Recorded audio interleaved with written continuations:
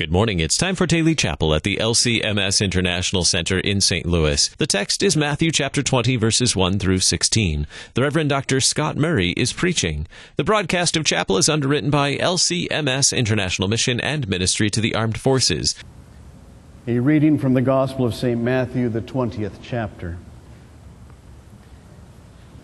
Jesus said, "The kingdom of heaven is like a master of a house who went out early in the morning to hire laborers for his vineyard. After agreeing with the laborers for a denarius a day, he sent them into his vineyard. In going out about the third hour, he saw others standing idle in the marketplace, and to them he said, 'You go into the vineyard too, and whatever is right I will give you.' So they went. Going out again about the 6th hour and the 9th hour, he did the same. And about the 11th hour he went out and found others standing. And he said to them, 'Why do you stand here idle all day?' They said to him, 'Because no one has hired us.' He said to them, 'You go into the vineyard too.' And when evening came, the owner of the vineyard said to his foreman, 'Call the laborers and pay them their wages, beginning with the last up to the first.' And when those hired about the 11th hour came, each of them received a denarius. Now when those hired first came, they thought that they would receive more, but each of them also received a denarius. And on receiving it, they grumbled at the master of the house, saying, 'These last worked only 1 hour, and you have made them equal to us, who have borne the burden of the day and the scorching heat.' But he replied to one of them, 'Friend, I am doing you no wrong. Did you not agree with me for a denarius? Take what belongs to you and go. I choose to give to this last worker as I give to you. Am I not allowed to do what I choose with what belongs to me? Or do you begrudge my generosity? So the last will be first, and the first last.'" This is the word of the Lord. Thanks be to God. In the name of the Father, and of the Son, and of the Holy Spirit. Amen. Dear Nathan, friends in Christ, God would be a poor accountant. The board of directors would fire him. He seeks the one lost sheep and leaves behind the 99. This is very poor business practice. He pays the loutish people who work only 1 hour in the vineyard, and he pays them the same as those who worked all day. You're fired, God. You see, he gives so generously of all he is and has. We find God's generosity shocking and even unaccountable. He gives away the whole heavenly treasury to those who do not deserve it. Nathan, maybe you can convince the board of directors to give away the treasury of Synod to those who don't deserve it. Look, I'm preaching here. And speaking of those who don't deserve it, after he accepted the position of CFO of Synod, I suggested to him that perhaps he could find a way of improving the salary scale of the vice presidents of Synod. Alas, he just flashed me his wry smile and said, "Don't even think about it." I'm convinced that Nathan is a better accountant than God. And I know that sounds strange, but he's a steward, a manager of that which belongs to others. In God's heavenly business, we get to give away all the treasures that God gives us. In God's earthly business, we need to manage what he gives us with prudence for the sake of the hands of the generous people who give for God's sake. Here we see the difference between the two kingdoms and perhaps a little bit about where those two kingdoms meet each other and kiss. When he was praying about and considering whether or not he would become the CFO of Synod, he said to me that he actually loves managing money. The company he used to work for managed pumps. And he said to me, I'm much more passionate about the work of the church and the spreading of the gospel than I am about, well, pumps. In both cases, good government, good management is called for.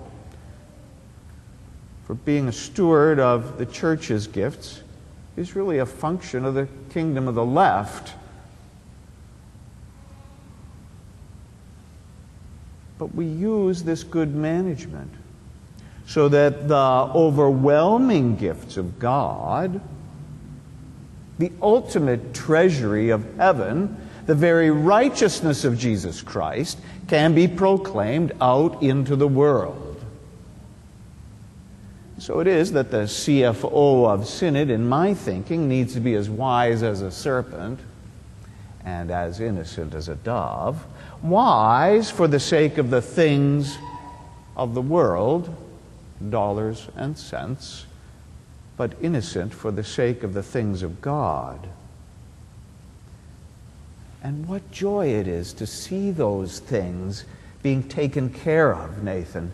Don't lose the perspective of that goal, of the prodigal generosity of the gospel-giving God. There's lots of ways to see it in this building, if you'll look. Just think about our international missionaries and how important their work is in building up our partners in foreign fields.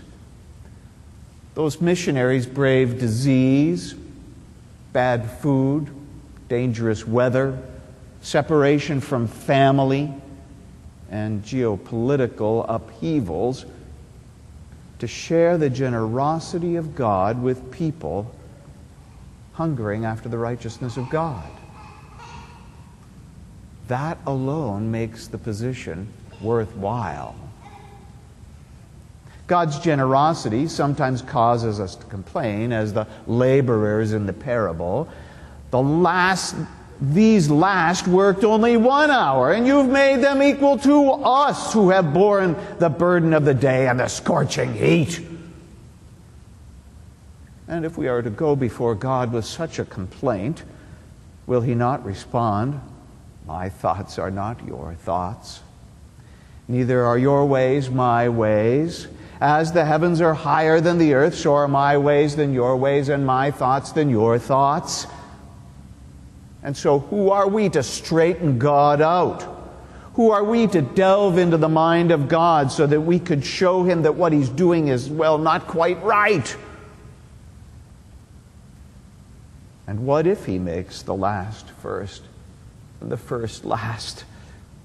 Can He not be wildly generous with what belongs to Him? God gives us the basic rationale for His ways, and it can be summed up in one word from this text: generosity. Who are we to complain against His generosity? The picture that Jesus is drawing in the parable, of course, is the kingdom of heaven. What will the workers in the kingdom be like? Well, there will be some who come early on into the kingdom, and they'll work their whole lives, the whole 12 hours.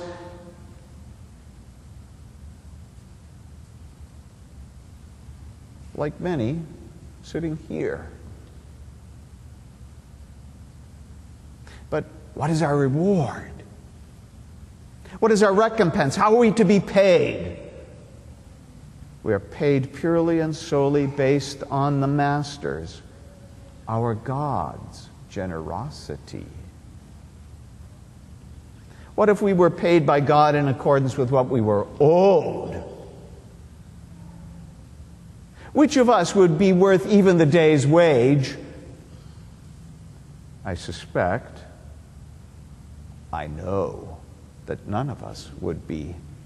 The psalmist says, if you, O Lord, should mark iniquities, O Lord, who could stand? I pray fervently that God does not enter into judgment against me on the basis of my own value and worth. For if he should do so, all I could do is stand before him and say, Dear God, I am an unfaithful servant. It really is amazing that the workers in the vineyard say to God, you owe me. For if the master really deals with us on the basis of our deserts, what we really owe, or what we're really owed, is eternal damnation. For that is what we have earned. But God doesn't work that way, does he? Of course not. God works purely on the basis of generosity. He pays us all the same, whether we're adult converts or have been baptized as infants, and worked hard in the church our whole lives. It's all by generosity. And another word for generosity is just simply grace. The arrangement for paying the people of God is already worked out by God. It's already worked out in Christ, who pays a full day's wage to us all, because he's already borne the heat of the day for each one of us. He's already hefted the sins of the world upon his shoulders and carried them away, nailing them to the cross of Calvary for us. He's already earned a sufficient wage for us all. And when it is time for us to stand before the judgment seat of God, as we all shall, God will pay us each the perfect and most generous gift of eternal life. Have some of us worked harder than others in the kingdom? Sure. I know lots of people like that. Does it matter? No. Because no matter how hard we've worked, what God gives us, he gives as a gift. Notice the 11th hour workers, who in no way can be said to have earned their day's wage, get all of it. So those who are weak in faith, who struggle, who bear trials, who perhaps haven't been Christians their whole lives, such people needn't fear that on the day of reckoning there will be anything less than the full gift of eternal life earned by Christ. And again, you see, this all depends on God, not on you. Our problem is that we all too often ask in our weakness and legalistic hearts, how much of this depends on me, God? And that question always turns us to pride, and we're like the ones who are paid last. Hey, God, wait just a minute.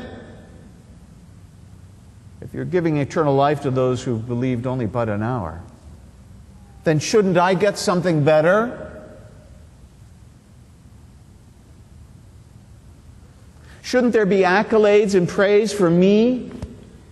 Shouldn't there be glory in a brass band? Shouldn't there be parades and medals? At least I should get a participation trophy. God simply answers, what more do you want than eternal life and perfect fellowship with me in heaven? What more do you want than rest that cannot be imagined or compared to anything on this side of the grave? God has given all, and we get the full rate every time. So it is that we receive with the mouth of our body, the very body and blood of Christ, because it depends on God's generosity. It doesn't depend on my faith, my work, my effort, my labor, my anything. It's just that wonderful. And so is God wrong to be so generous, Should we complain at God for his incredible mercy? Heaven forbid that we should complain at God for his mercy. For we may find ourselves with those who have worked only from the 11th hour. And that's just fine, because God pays the full price for all. How difficult it is to believe that Jesus has paid the full price and earned a full day's wage for each one. And yet, that is what we do believe. It is what we do teach, and it is what we certainly confess. For to be God is to be generous, generous beyond every imagination. Nathan, God has given you gifts, generous gifts. I see a few of them sitting over there. Give as good as you've got. And that'll be enough. Amen. The peace of God, which surpasses human understanding, will guard your hearts and minds in Christ Jesus. Amen.